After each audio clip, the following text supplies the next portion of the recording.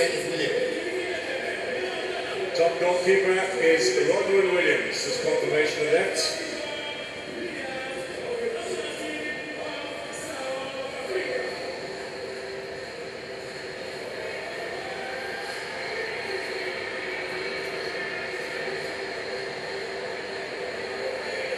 And the second prize now, the Golden Glove Award as well for Rodwin Williams.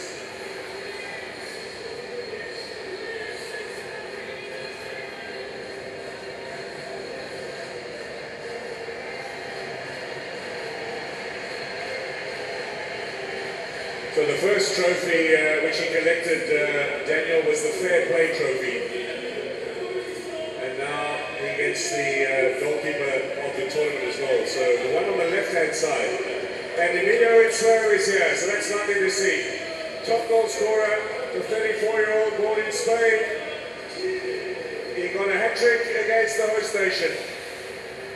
They certainly didn't like the sight of him a couple of weeks ago. They can smile at him now. They weren't liking him at this very venue towards the end of last month. Emilio Insua, the winner of the Golden Boot.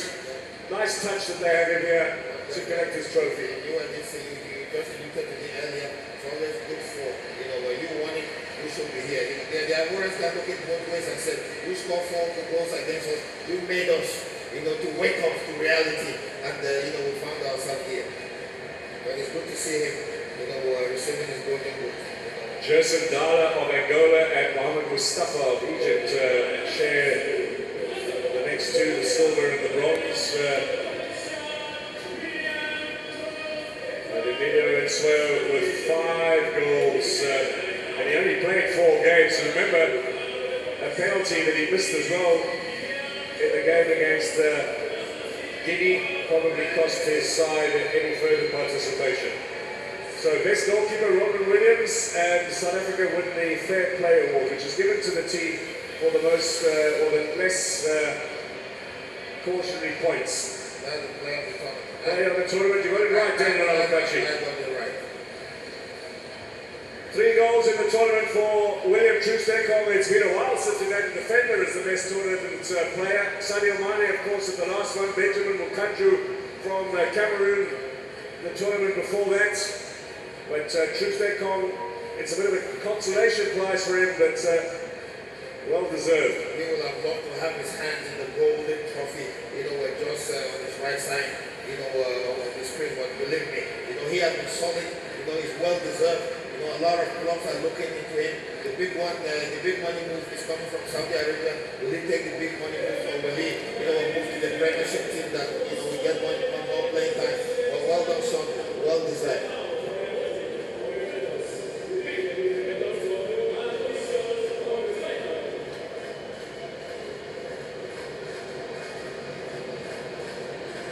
Well, it is a consolation prize. Now the refereeing team to get their medals. They start with the refereeing team from the 3rd place game, but it is being led here by the team that was on duty here today. And what an historic team as well, Daniel. We saw for the very first time a woman linesman over on the far side, Diana Chipotesa from Zambia, 34-year-old lecturer of physical education. She worked in the Women's World Cup in Australia and New Zealand. But another real groundbreaking move by African football. We've seen women refereeing games at the World Cup, but in the early rounds. Now a woman in the final on the line. Very good refereeing job today as well from Dinah Bader from Mauritania. 2 female referees, one on the line and one as a reserve referee. If something would have happened to the referee, because she would have been the one, to take over. That's telling you that, football is changing. When we talk about gender equality, you have to embrace it, because the world is one. And congratulations, and they, like I said earlier, credit goes to the referee because they have done a wonderful job. I must add to that, lady who just got a medal from the CAF president is Maria Ribe from Mauritius. She was today the 2nd VAR official. So there were 3 ladies on the officiating team today. That certainly is a first for international football. Congratulations to them. Well done. Keep the job going, because you have made Africa proud when it comes to officiating. This confirmation player of the tournament. William Trustekong, the match officiating team today with their medals. Diana Chikotesa from Zambia in the middle. Now, the third place team, South Africa, the bronze medals, led by Ronald Williams with Sianda Kuru and Osman Apollos, and all the rest of the side who really exceeded expectation at this particular event. We saw good football, from South Africa. After stumbling in the first game, and then revived and find themselves in the semi-final and end up winning the 10th place. Congratulations to them. Jaden Adams from Stellenbosch there. Tony in the midfield at a wonderful tournament. Maya Mbela, who plays his tough football in Cyprus, and then there'll be a whole host of Mamelodi Sundowns players. Tapelo Maseko, Sidisi from Orlando Pirates, and his clubmate Sabango Nari behind. Evidence Wapopa also from Orlando Pirates. They actually take on Mamelodi Sundowns on Saturday in the South African League, so a lot of these colleagues will be up against each other. Nico Morbi, Morena, and now we'll see the Sundowns delegation with Terence Masheko, with Rokwena, with Kekana, and of course with Tembazwane. The South African have a good build-up, to have your back line from the same team, players that are playing week in, week out.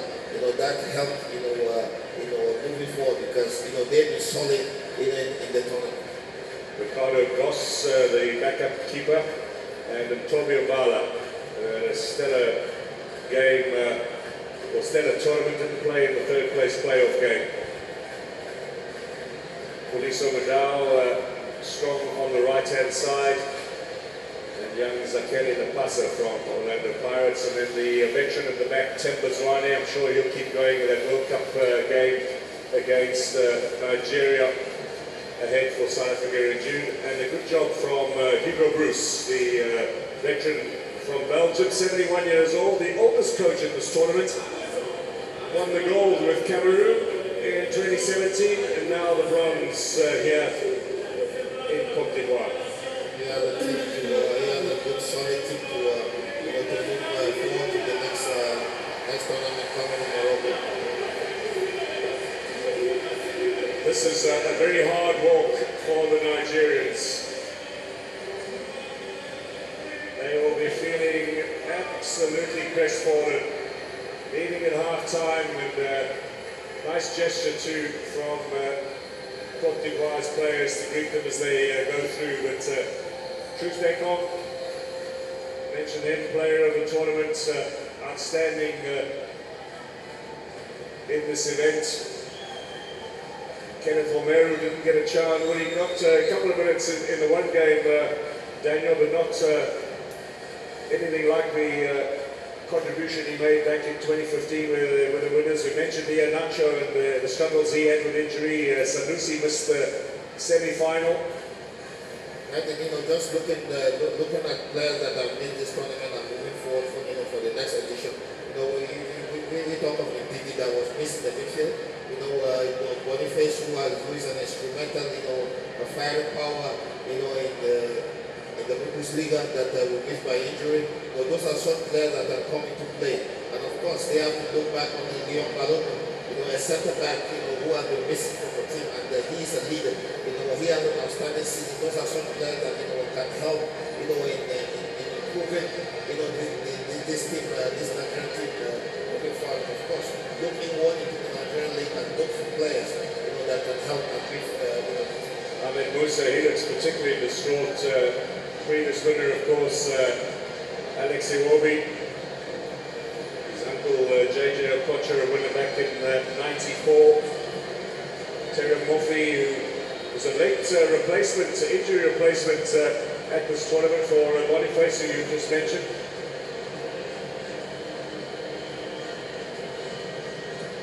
He's one player that Nigerian haven't seen more of him like Lukman. But Lukman has proven a lot of Nigerians wrong with the tournament that he has. 3 goals and a lot of contribution. He has had an outstanding, tournament wearing the Nigerian shirt at this African Cup. Well, he's there behind Nwabali. Disappointment there for the big goalkeeper of Chippa United in South Africa, and then Lukman from Atalanta in Italy had a very good Serie A season so far. And he'll be heading back now to club duties. Jose Peseiro joins his countryman Carlos Queiroz as defeated Portuguese coach in the final. Osimhen, he'll get a round of applause from this crowd. They appreciate what a good footballer he is. Chukwuezi's taken this really bad. He looks particularly disappointed. Ola Aina as well played in every single game in this tournament. And then excellent job from Jose Peseiro. And am I right in saying half the crowd is chanting Osimhen, Osimhen? That's a nice touch. Happy to be in the stadium in Nigeria playing, this is the only day that I didn't hear that. Whenever Nigeria is playing, the whole stadium are chanting, the name of the African footballer of the year. And it's not just because what he did, not Napoli, what he's putting on the field at this tournament, because he gives 120% when playing. This is the moment everybody's been waiting for. MS5 will lead them up, along with the Federation President. I think the senior players will come at the back, the youngsters in the front here. And what a fabulous walk this is for these Ivorians. What a story, this tournament, led by MS5. Nicolas Pepe from now with Saksanspor in Turkey, of course, ex-Arsenal player. No goals from him. Konate was a real fight. Karim Konate, 19 years old. There's a man who's going to have a very bright future. Maybe debut Daniel at 17. We know a few who've done that in their time. Wilfred Singer, I think, was particularly impressive. Given the centre-back move to right-back, he really made a huge contribution. Adingra, man of the match. Christian Kouame from Anderlecht in Belgium. He was used more in the earlier rounds than in the latter stages, although suspended for the semi-final after the accumulation of cards.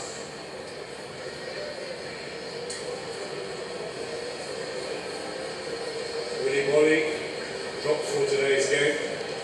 That's Amani, based in Austria. John Michael Seri from Hull City.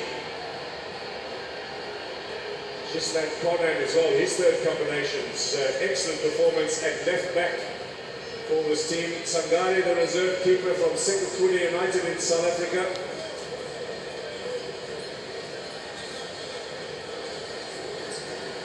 There'll be huge parties. Jonathan Mamba, Jeremy Borger, you remember he had his shirt on the wrong way around when he was allowed to come on as a sub. That's a little bit of a joke there for everybody. Jean-Philippe Cosso scored in the opening game. Goalkeeper Foley is the only home-based player in this Ivorian squad. And there's the Moroccan flag. Just remembering their contribution, Max Alain-Gradel.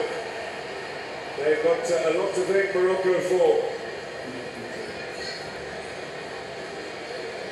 Diakite is going to be a big star on the African stage in his first season in the top flight in France. Franck Kessier,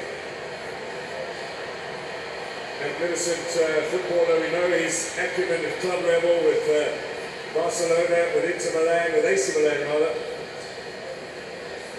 And now winning the biggest prize in African football as well. What a huge day for Sebastian Haller. He's going to get a massive cheer from the crowd as they watch the pictures of him collecting the medal, and then the Moroccan flag in the hands of Max Alain-Gradel. Played for Leicester City and Leeds United. veteran of the side, and of course that's his second winner's medal after success in 2015. Serge Aurier, co-captain ready with Brunel here.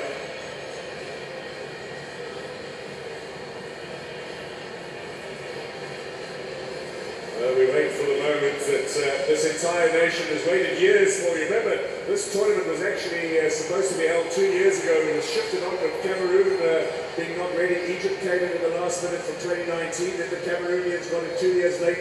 The Ivorians had to wait an extra 2 years. Perhaps not a bad thing in terms of getting the infrastructure right. They built some great stadiums. We've been to some fabulous venues in this country over the last month. So massive anticipation over the years. It's been a very, very long wait, but we are now on the cusp of that big, big moment.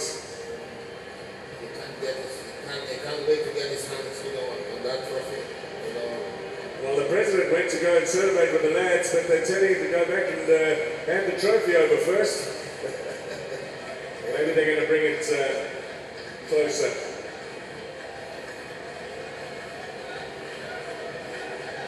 These are the iconic pictures, of course, which will last a lifetime.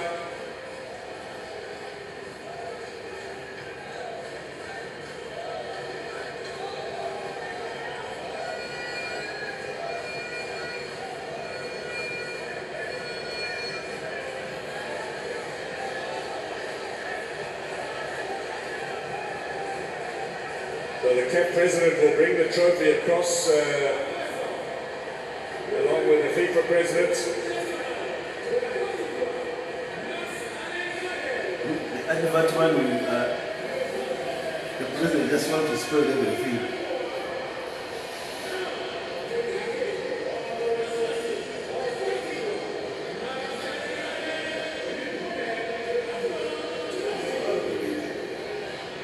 And the trophy to be handed over. This is the tradition that we've had in the Cup of Nations all of these decades, that the host president hands the trophy over to the captain of the winning side.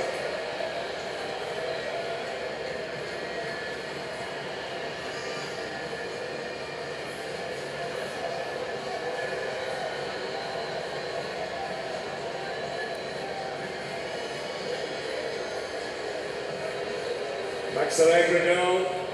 There they are, the champions of Africa. Cote d'Ivoire on home soil with the African Cup of Nations.